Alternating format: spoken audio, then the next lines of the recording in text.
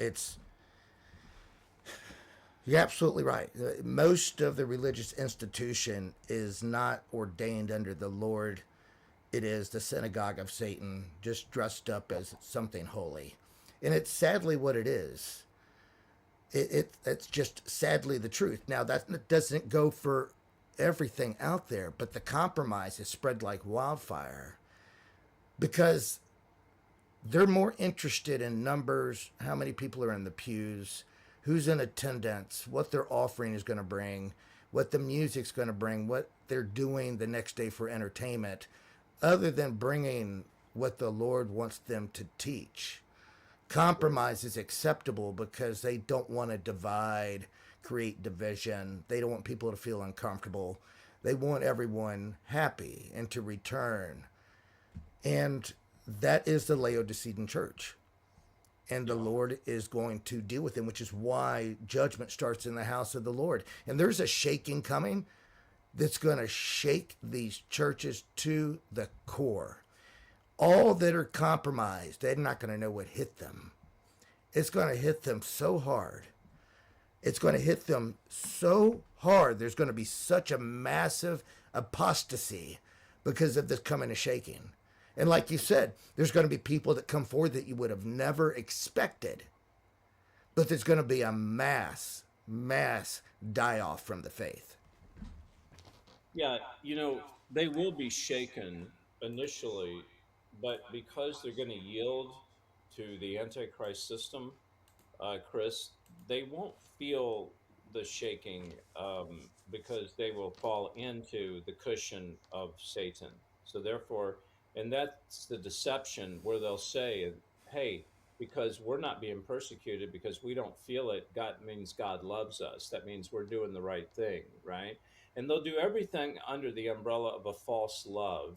It'll be a love for humanity. It won't be a love, agape love, for God. They'll say we have to love this kind of lifestyle. We have to love this kind of, they'll do it under that.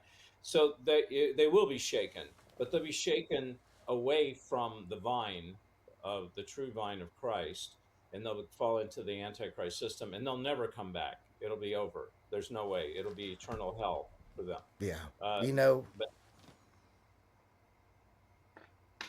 there is actual churches now, preachers that I've called out that are teaching that you can come back from the mark of the beast, that it's okay. The Lord will forgive you. Do you believe that? yeah, I believe it. I believe it. I mean, it's easier to get the vaccine out of your system than for that to ever happen, and that ain't ever going to happen, except by a miracle. Now, Yeah. here's the thing: can God supernaturally, um, can Do something things? supernatural Yeah. happen? God's a God of supernatural, but here's the deal: a person that takes something, that's their heart. That was the condition of their heart, which is out of fear. Why is God cannot let a person like that into heaven? That's not his nature. He loves them, but he can't. Like a convict has a crime, right? They commit a crime, and they're sentenced to life in prison. But then they come back to the judge and say, "Judge, please, if you could just take away this sentence, I'll never do it again." Well, the guy's heart hasn't changed. He can take the sentence away. So therefore, God could take out the the mark of the beast. He wouldn't, but he could. But what good's it going to do? The person's going to fall right back into that system again. You see what I'm saying? So Yeah. it's not just the mark; it's the system they're in. They're not going to leave the system. The system is the mark, and the mark is within the system. Well, the one thing the Lord will never do is his word would not return void. And he was very, very, very clear about what happens if you do take that. So, yes, he could do whatever he wants. He's God. But his word will not return void. So, just that simple fact, even if we forget the heart posture, he's not going to do that because he doesn't contradict his own word, you know? E- Exactly, exactly. But even if we go beyond that, the reason he can't contradict his own word is because he knew all this was going to happen from the beginning, Exactly. and so he's not going to, you know. But because when we talk about the mark of the beast, let's talk about that just for a second. Through the many interviews that I've done and so forth, you can it's a lot of conjecture and so forth, but it comes down to this. It comes down to it's not so much someone taking the mark. That's not the though that is the point of no return. But that's not really the issue. The issue is, correct me if I'm wrong, is the condition of the heart. It's the Yes. condition of the heart. Okay. So everybody wants to focus on, is this the mark? Is that the mark? Is this the beginning of the mark? This mark, that mark, everything, the mark. And I go, what are you driving me crazy? Stop talking that like that. I want to know the condition of the heart. Show me the condition of the heart. Let's talk about that because that's what's going to dictate. Don't worry about the mark. Everybody's worried about Chris. I got to be careful. I got to study because I got to know what the mark is. I got to make sure I don't take it. You know what? If you look at your heart and the condition of your heart is okay, you ain't going to take it. I don't care where it is. I don't care how it comes. I don't care when it comes. Yeah. We got to guard our heart. You're reading off of my playlist. Um, Seriously, everything that I teach is all centered around heart posture because it's a direct reflection of your fruit, and Yeah. it's everything. The Mm-hmm. heart is your it's everything about you is your heart posture. Either you are communing with the Lord daily through his word, and little by little his spirit is merging with yours, you become more Christ-like, or you're communing with the world.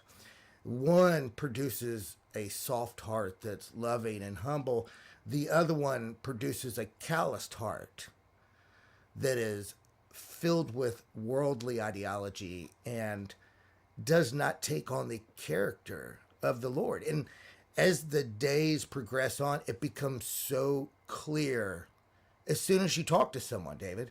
As soon as you talk to them, their fruit is revealed. You literally, within seconds, know who you're dealing with. I'm not sure if it's just because of the time period and the Lord is just increasing that supernatural awareness to his people, but the fruit is instantly revealed, almost instant. They may not even have to say anything. Just being in their presence, you understand their heart posture. Mm-hmm. Absolutely. And it all comes, see how we've done a full circle here? This is how the Holy Spirit works. We're coming back to the fruit again, aren't we? We're coming back. We're, we're coming back to the fruit.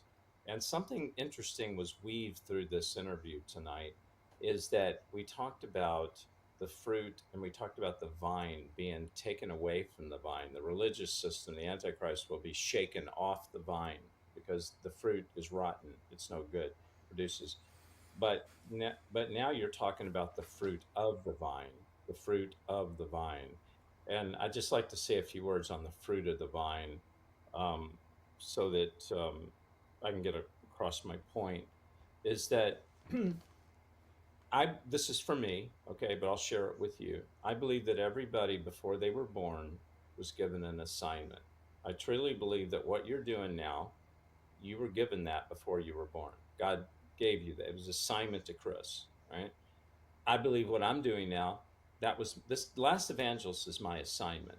Even though I've made many movies, I'm now on my assignment. Okay. This is part of my fruit. This is my fruit. Okay. No one can yield somebody else's fruit. Only you can yield Chris's fruit. Only David can yield David's fruit. The problem we have as Christians, we want to go imitate other people's fruit. Somebody else is growing a Chris apple, and I want to go a Chris apple. Somebody wants to grow a David peach, and I mean, I'm growing a David peach. They want to grow mine. You can't do that. God gives you your own assignment, which yields your own fruit. And this is what I tell people: don't copy other people. Don't try to get in the ministry and do what somebody else did. do what God told you to do in your assignment, because that is a ministry, whatever God has given you to do. No, you're absolutely